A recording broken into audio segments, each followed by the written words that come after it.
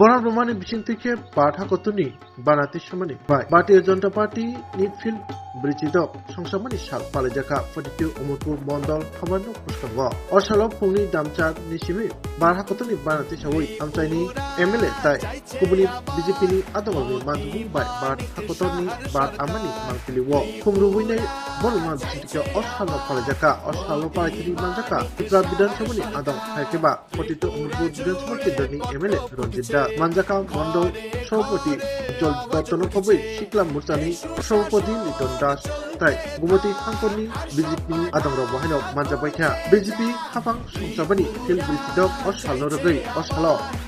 जुदा तांगतां नाजाखा ताइ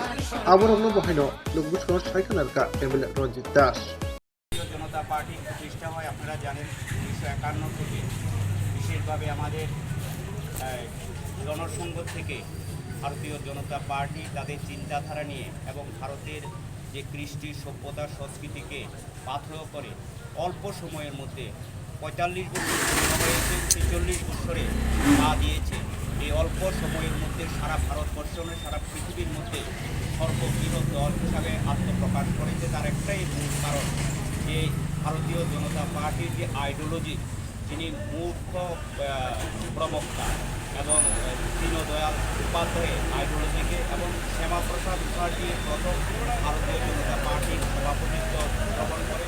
এবং ওনাদের দুজনের চিন্তাধারাতে অল্প সময়ে আমরা সারা ভারতবর্ষের মধ্যে একটা ভালো জায়গাতে গিয়েছি এবং আমাদের নতুন প্রজন্মকে ভারতীয় কৃষ্টি এবং সভ্যতা, আমাদের সংস্কৃতি এবং আমাদের আধ্যাত্মিক চিন্তাধারাকে বিকশিত করার জন্য এবং এই ভারতবর্ষের মধ্যে যে আইডিওলজি সেটা ভারতবর্ষের প্রধানমন্ত্রী নরেন্দ্র মোদীর মাধ্যমে সারা বিশ্বের কাছে আজকে পৌঁছে যাবে। আমরা তারিখে আমরা সেখানে সভা করব দলের নির্দেশে এবং সেটা আমাদের 6 তারিখ থেকে 25 তারিখ পর্যন্ত ধারাবাহিকভাবে এই প্রোগ্রামগুলো চলবে এবং 14 এপ্রিল ডক্টর বি.আর. আম্বেদকরের জন্মদিন উপলক্ষে আমরা নগর পঞ্চায়েতের আমাদের স্কুলের গেটের সম্মুখে যে আমাদের টেসুটা রয়েছে সেখানে আমরা শ্রদ্ধা জানাবো। যদিও ওই সময় আমাদের সংক্রান্তি থাকার ফলে আপনারা সেখানে গিয়ে সকলে আমরা দলের যে নির্দেশ সেই নির্দেশ অনুযায়ী এবং সেখানে আমরা সেই কর্মসূচি এবং যে কর্মসূচিগুলো যেখানে দিয়েছে, যাদেরকে যে দায়িত্ব দিয়েছে, আপনারা আলাদাভাবে বসে সমস্ত কর্মসূচি দলের সেগুলো পালন করবে। তার জন্য আজকে আমরা